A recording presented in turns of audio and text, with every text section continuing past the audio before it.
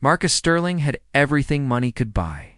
His penthouse apartment overlooked the glittering city lights of Manhattan, filled with expensive art and the latest technology.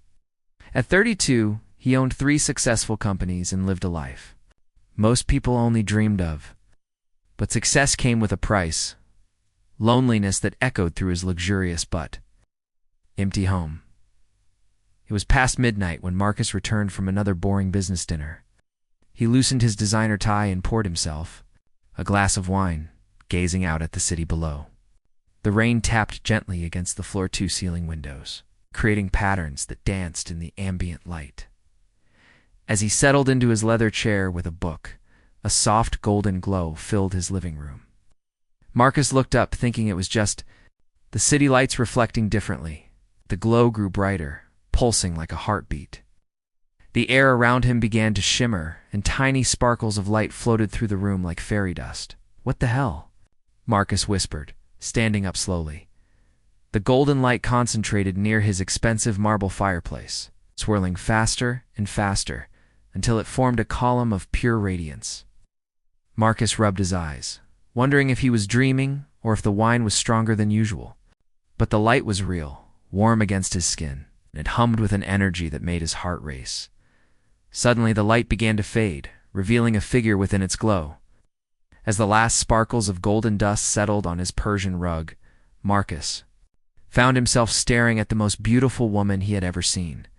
She stood gracefully near his fireplace, as if she had always belonged there. Her skin had a subtle luminescent quality like moonlight on water. Long silver hair cascaded over her shoulders, and her eyes were the color of deep ocean blue with flecks of starlight dancing within them. She wore a flowing dress that seemed to be made of liquid moonbeams, shifting between silver and pale blue as she moved. "Please don't be afraid," she said, her voice melodic and soothing. "I know this must be confusing." Marcus set down his wine glass with shaking hands. "Who are you? How did you get in here? My security system?" "My name is Luna," she said, taking a small step forward. "And I'm not from your world, Marcus Sterling. How do you know my name?" Marcus backed toward his phone, ready to call security. Luna smiled sadly. "I know many things about you. I know you created your first computer program when you were 12. I know you built your fortune to prove yourself after your father said you'd never amount to anything. I know you eat the same breakfast every morning, and that you haven't been truly happy in years." Marcus froze. Oh, no one knew these details about his life, especially not the part about his father. "Are you some kind of stalker?" I'm from Astrolux, a world beyond your stars," Luna said gently. "My people have watched over Earth for centuries, but we rarely interact with humans. I'm here because of you specifically." "This is insane," Marcus laughed nervously. "Aliens don't exist, and they certainly don't break into penthouses in Manhattan." Luna raised her hand, and suddenly all the lights in the apartment dimmed, except for a soft glow emanating from her skin. Ow. The expensive electronics around them hummed and flickered as if responding to her presence. Plants in his apartment, which had been dying despite his housekeeper's care, suddenly burst with new life and growth. "Your technology is primitive compared to ours," Luna said, as she lowered her hand and the lights returned to normal. "But that's not why I'm here." Marcus sank into his chair, overwhelmed. "Then why are you here?" Luna moved closer, her expression becoming more serious. "Every soul in the universe has a connection, a thread of energy that links it to its perfect match. Most beings never find their soul match because they exist on different worlds, in different dimensions. But sometimes, rarely, the cosmic forces align." "What are you saying?" "I'm saying that you and I are soul-bound, Marcus, connected by threads of starlight that have existed since the beginning of time." Luna knelt beside his chair, her blue eyes searching his face. "I felt your loneliness calling across the galaxy. It resonated with my own." Marcus stared at her, his rational mind fighting against what he was hearing. "You're telling me you traveled across space because you felt lonely?" "The connection between soul-bound pairs is stronger than any force in the universe," Luna explained.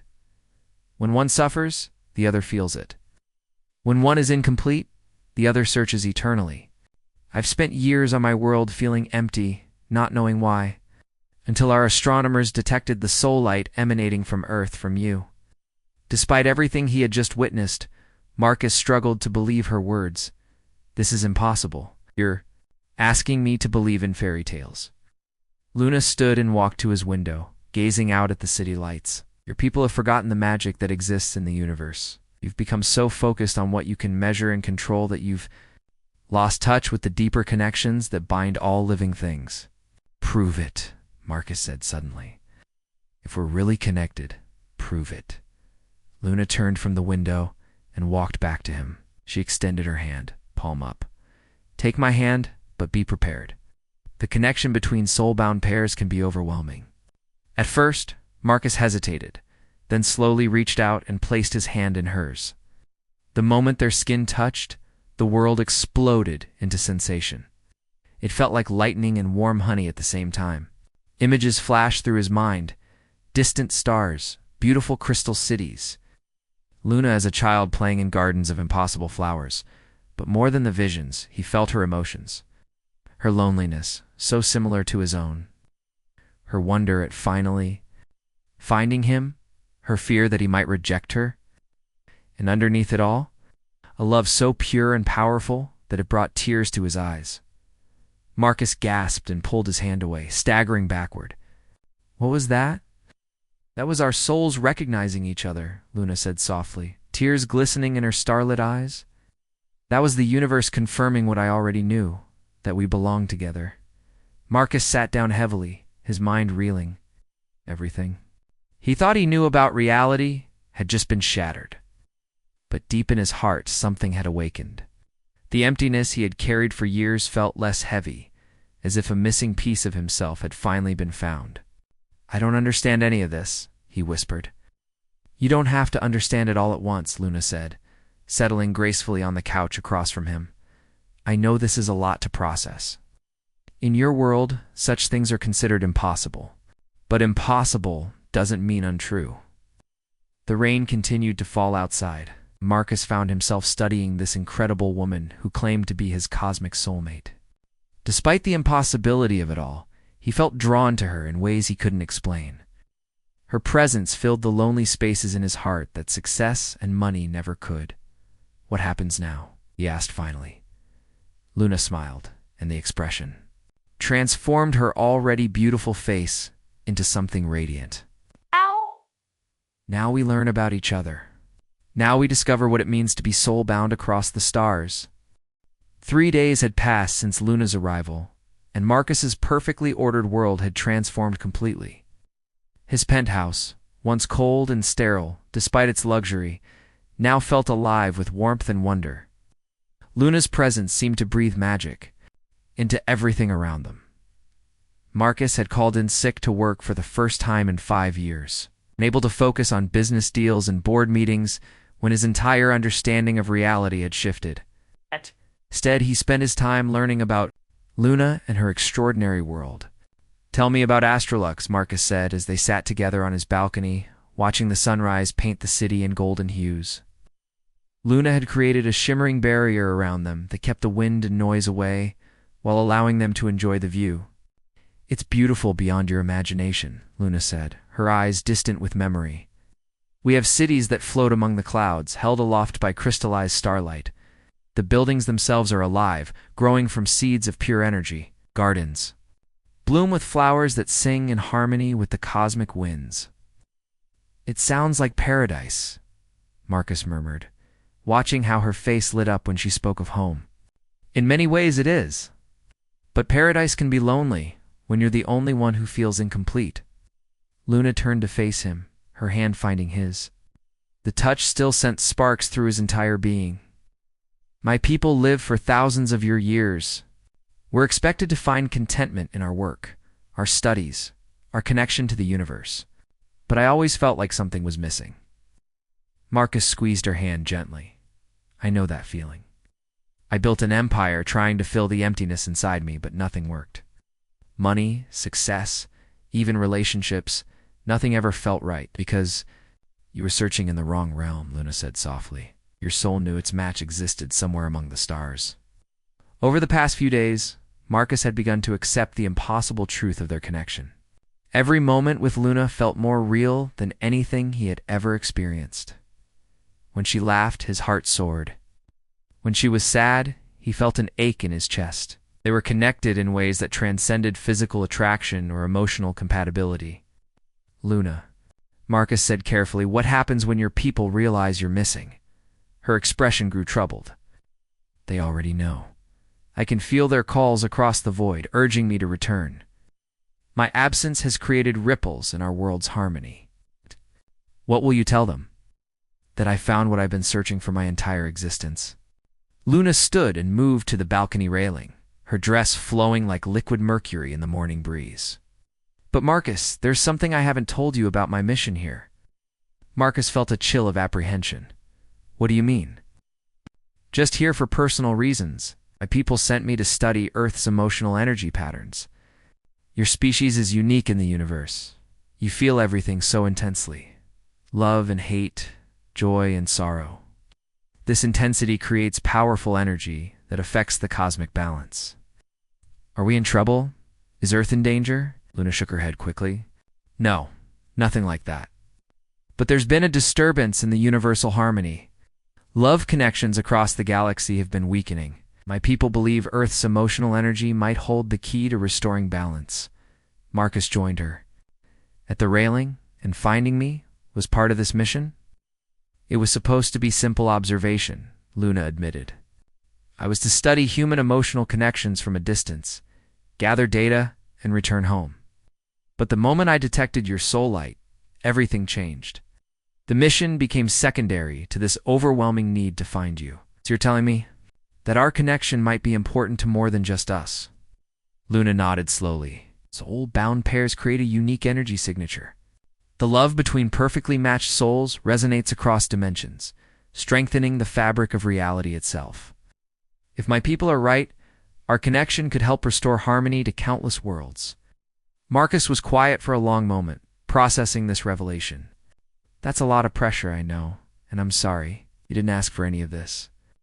Marcus turned to face her fully, taking both her hands in his.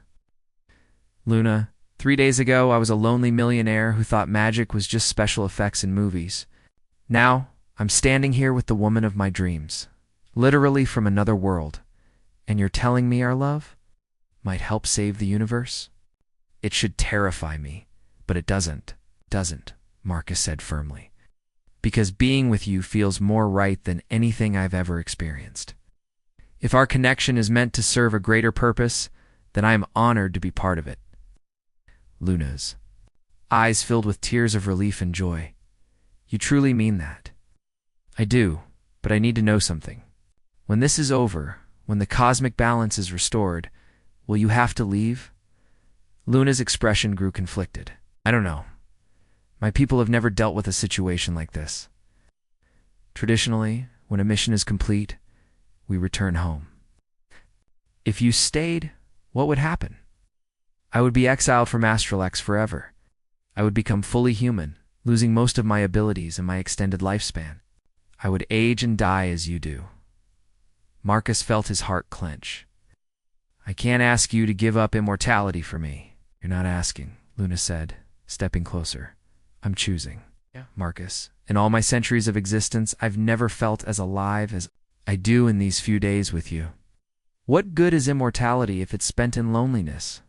Before Marcus could respond, the air around them began to shimmer with the same golden light that had brought Luna to him. But this time, the light felt different, urgent and demanding. "They're calling me back," Luna said, her voice tight with worry.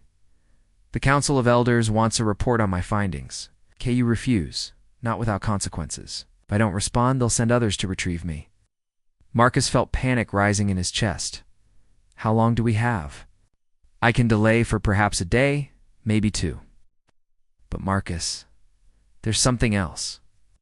If I return to Astralex to report, there's a chance they won't let me come back. The Council is very protective of our people. Then don't go. If I don't, it could create a diplomatic crisis between our worlds. And if they send a retrieval team, they might view Earth as a threat." Marcus pulled her close, holding her tight against his chest. We'll find another way. There has to be another solution. Luna melted into his embrace, her head resting over his heart. Perhaps there is. But it would require trust from both our peoples and a leap of faith that could change everything. Tell me, what if we went together? What if I brought you to Astralex to meet the council? If they could see our connection firsthand, understand what we've discovered about soul-bound pairs, they might approve of our union. Marcus pulled back to look at her. You're talking about traveling to another world? It's possible? Yeah. The same energy that brought me here could take us both back. But Marcus, you would be the first human to ever set foot on Astralux. There are risks. What kind of risks? Your human physiology might not adapt well to our atmosphere and energy fields. You could become seriously ill, or worse. Marcus was quiet for a moment, weighing the possibilities. Stay on Earth and potentially lose Luna forever, or risk everything for a chance at a future together. When do we leave? He said finally. Luna's face lit up with hope and love. You're sure? Luna, I've spent my whole life playing it safe, building walls around my heart, choosing security over passion. Look where it got me, rich and miserable. I'd rather risk everything for love than spend another day without you. Luna threw her arms around his neck, kissing him with a passion that sent starlight coursing through his veins. In that moment, Marcus knew that whatever challenges lay ahead, they would face them together. The golden light around them pulsed brighter, responding to their emotional connection. Somewhere among the stars, cosmic forces were aligning, preparing for a love, a story that would echo across the galaxy. The journey to Astralux was unlike anything Marcus could have imagined. Luna had created a protective cocoon of energy around them both as they traveled through the cosmic void. But he could still see the wonders of space passing by nebulae that painted the darkness in brilliant colors, stars being born in explosions of light, and galaxies spinning like cosmic pinwheels. Are you all right? Luna asked, her hand warm in his as they traveled through dimensions that existed between reality and dreams. Better than all right, Marcus replied, though his voice was tight with nervousness. I'm about to meet your people and ask for permission to marry their cosmic princess. Luna laughed, the sound like silver bells in the void. I'm hardly a princess, and you're not asking permission. You're showing them something they've never seen before. As they approached Astralex, Marcus gasped in wonder. The planet hung in space like a massive jewel, its surface covered in cities of living crystal that pulsed with soft light. Rings of pure energy circled the world, and smaller moons danced around it in perfect harmony. It's incredible, Marcus whispered. Wait until you see the capital, Luna said proudly. They descended through Astralex's atmosphere, which felt like floating through liquid starlight. The capital city rose before them like a dream made manifest, spires of crystallized music that sang in the wind. Gardens where the flowers were, made of condensed rainbows, and beings of light who moved with grace and purpose through streets paved with ground diamonds. But Marcus noticed something troubling as they landed in the central plaza. The lights seemed dimmer than Luna had described. The songs of the crystal spires sounded melancholy. Even the rainbow flowers appeared to be wilting. Luna, he said carefully, something's wrong here. Luna's expression grew concerned as she looked around her home world. You're right.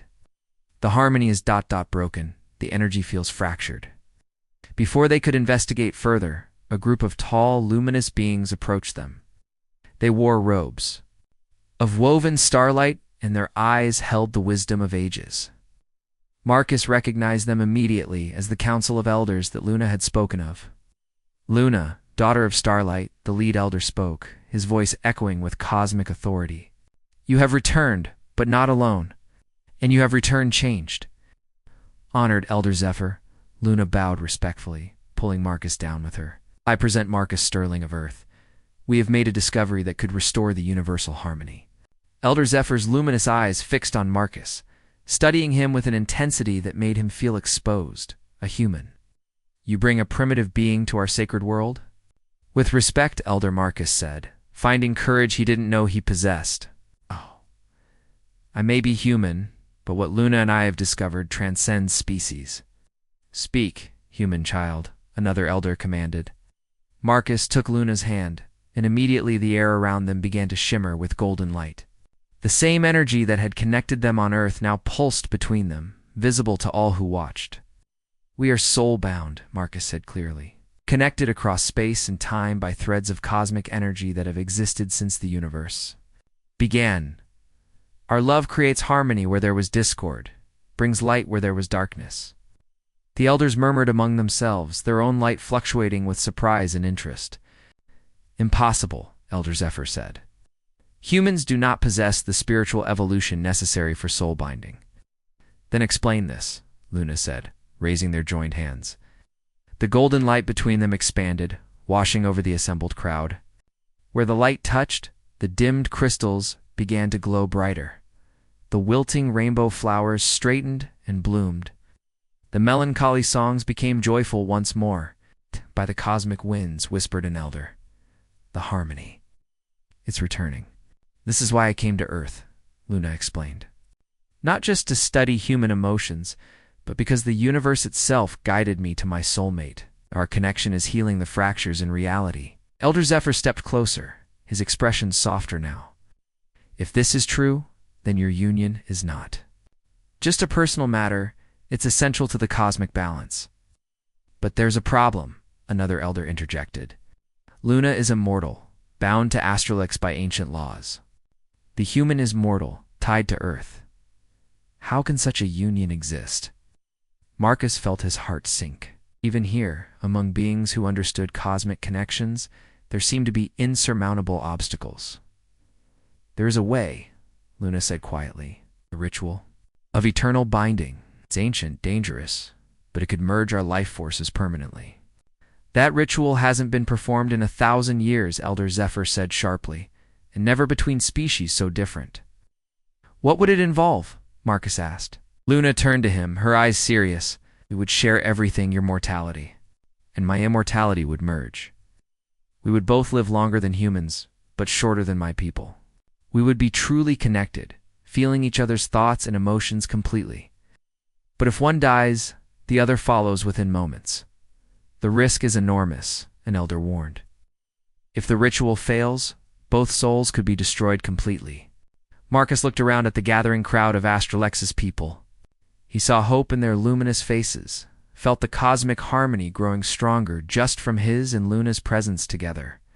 Then he looked at Luna, the woman who had traveled across the galaxy to find him, who had shown him what true love could be.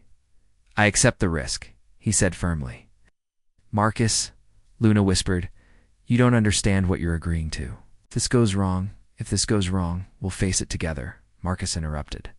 "Luna, I was dead inside before you found me.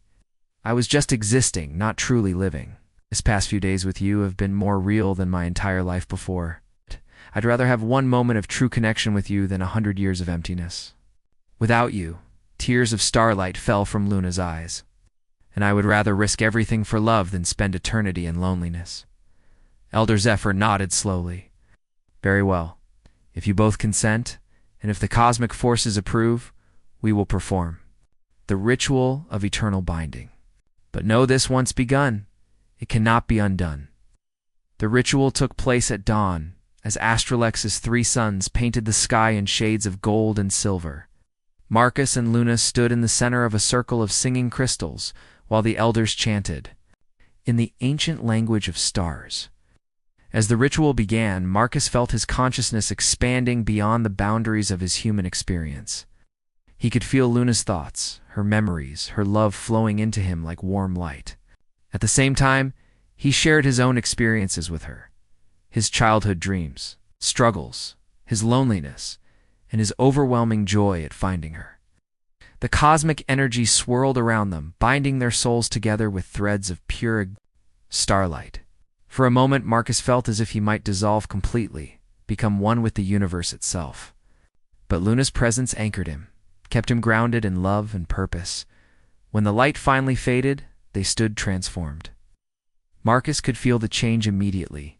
His human limitations had expanded, while Luna's immortal energies had been tempered with mortal warmth. They were still themselves, but also something new, a perfect fusion of human passion and cosmic wisdom. "It is done," Elder Zephyr announced, his voice filled with awe. "You are truly soul-bound now, connected for all eternity." Around them, Astralex blazed with renewed harmony. The crystal cities sang with joy, the rainbow gardens bloomed in celebration, and the cosmic rings around the planet pulsed with perfect rhythm. "What happens now?" Marcus asked, still marveling at the sensations of his expanded consciousness. "Now you have a choice," Elder Zephyr replied. "You can stay here on Astralex as honored guests, helping us understand this new form of soul binding, or you can return to Earth and serve as ambassadors between our worlds." Marcus and Luna exchanged a look, communicating wordlessly through their new connection. "Earth," Luna said firmly. "Our love story began there, and there are others like Marcus who need to know that magic still exists in the universe." "There are others like Luna," Marcus added, searching across the cosmos for their missing piece. "Maybe we can help them find each other." Elder Zephyr smiled, his light warm with approval. "Then go with our blessing. You are the first of a new kind of being, bridges between worlds, proof that love truly is the most powerful force in the universe." 6 months later, Marcus and Luna sat on the balcony of their new home, not the sterile penthouse, but a cozy house in the mountains, where they could see the stars clearly every night. Marcus had sold his companies and used his wealth to establish the Cosmic Connection Foundation, helping people around the world who reported supernatural encounters or unexplained feelings of connection. "No regrets?" Luna asked, curled up against his side as they watched the sunset. "Only one," Marcus said, kissing the top of her head. "What's that?" "That it took me 32 years to find you?" Luna laughed, the sound mixing with the evening breeze. "Well, I had to wait 300 years, so I think I win." "Fair enough," Marcus chuckled, "though I still say the wait was worth it." Above them, the first stars began to appear in the darkening sky. Somewhere among those distant lights, other soul-bound pairs were searching for each other across the vast cosmos. And here on Earth, one human and one cosmic being had proven that love truly could transcend any boundary, even the space between worlds. Their story had become legend on both Earth and Astralex, inspiring others to believe in connections that defied logic and love that conquered impossibility. The millionaire who had everything but happiness had found his perfect match among the stars, and their love continued to ripple outward through the universe, bringing harmony wherever their story was told. In the end, Marcus and Luna discovered that the greatest treasure in any world was not gold or power or immortality. It was finding the one soul in all the cosmos that perfectly completed your own. And once found, that connection would burn brighter than any star, lasting for all eternity. The end.